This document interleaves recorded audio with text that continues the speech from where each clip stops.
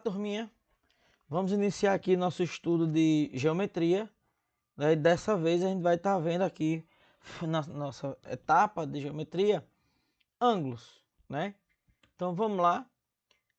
Alguém pode me dizer o que é o ângulo aí? Será que lembra? Para quem não lembra, a gente tem aí a definição. Ele diz que ângulo é uma região de um plano formado por duas semi-retas e elas vão ter origem em um único ponto. Então percebam aqui, ó, eu tenho duas semi-retas de A até B, de B até C, onde eu tenho ponto comum, ponto B. E esse ponto B, a gente vai estar chamando ele de vértice. Então eu já posso perceber que um ângulo ele é composto de dois lados, né? Esses lados são chamados de semi-retas, porque eles param aqui no ponto B, no vértice, certo? Então o nosso ângulo ele é composto aqui de duas partes. Ele tem uma parte externa e tem uma parte interna do meu ângulo. Pablo, de onde é que surge esse ângulo? Esse ângulo ele pode representar para a gente um arco de uma circunferência, que a gente vai ver daqui a pouco. Então vamos lá. Um ângulo, como é que eu posso medir um ângulo? Um ângulo eu vou usar para fazer sua medida um instrumento conhecido como transferidor.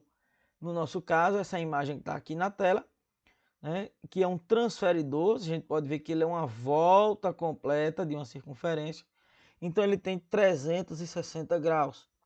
Mas existem transferidores que é só a metade, né, muito conhecido por alguns como meia-lua, mas o nome correto, transferidor.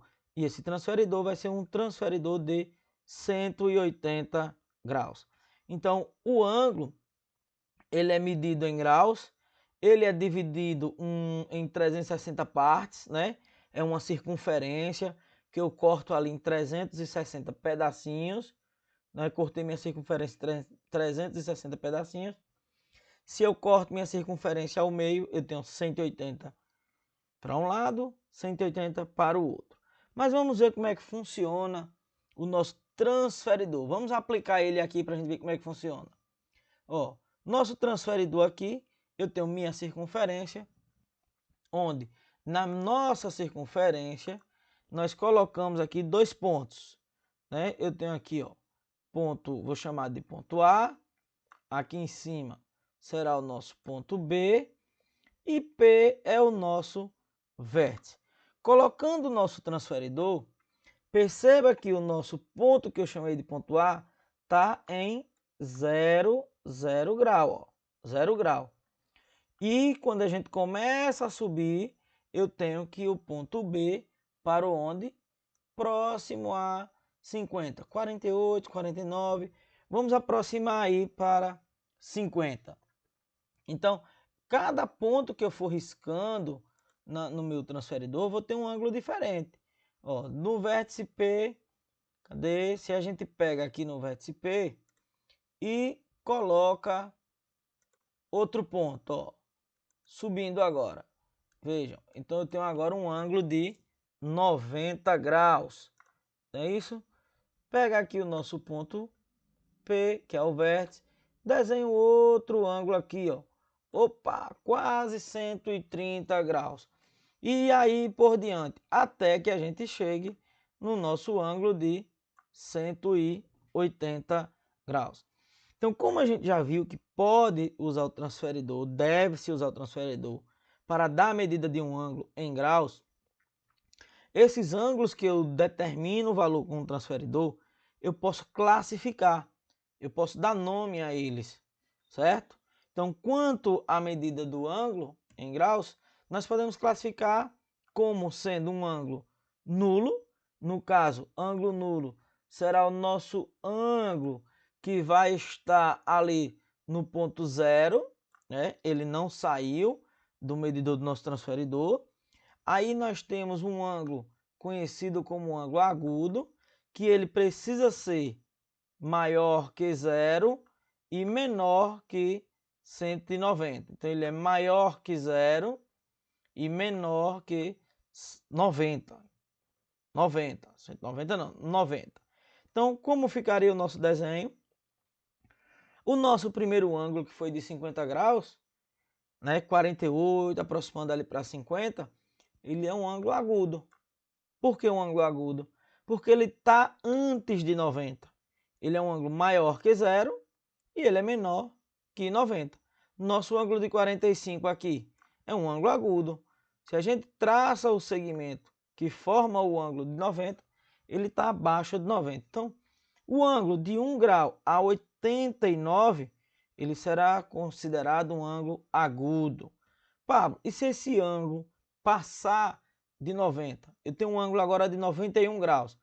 Então, os ângulos que estão entre 90 e 180, a gente chama ele de ângulo obtuso. Então, um ângulo de 91 graus já é um ângulo obtuso. O ângulo que nós desenhamos de 130 graus, né? Ele é um ângulo obtuso. 130, foi próximozinho ali a 130. Então, percebam, se a gente traça o segmento, novamente, de 90 graus, o nosso ângulo aqui, ele passou o 90. E aí eu classifico ele como sendo um ângulo obtuso. E ele pode chegar a 180?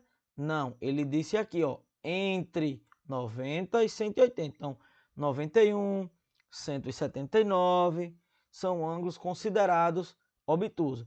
De 91 a 179, ângulos obtusos. 91, 92, até 179.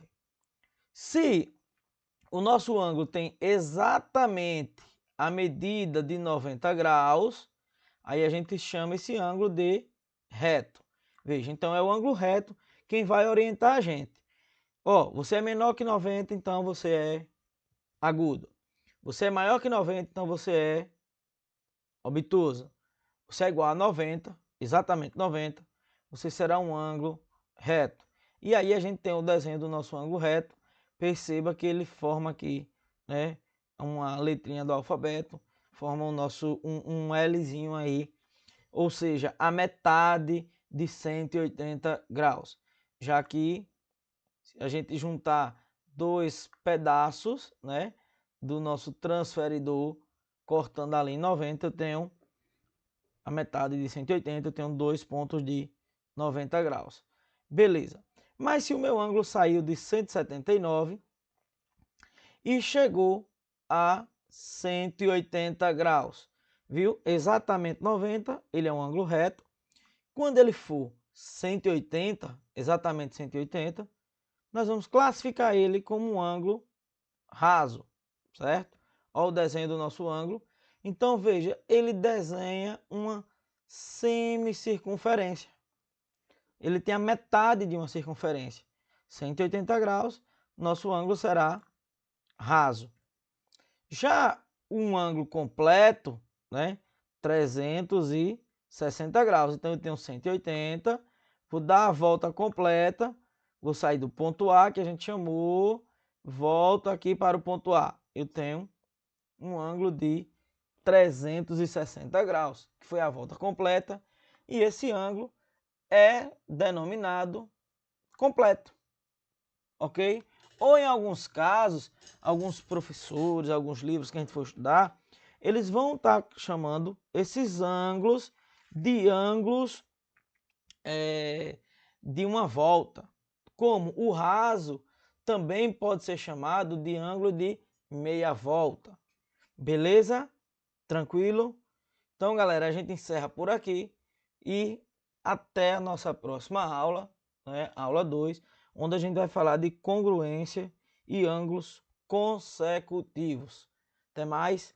Se gostou, dá aquele likezinho aí e segue para não perder a aula 2.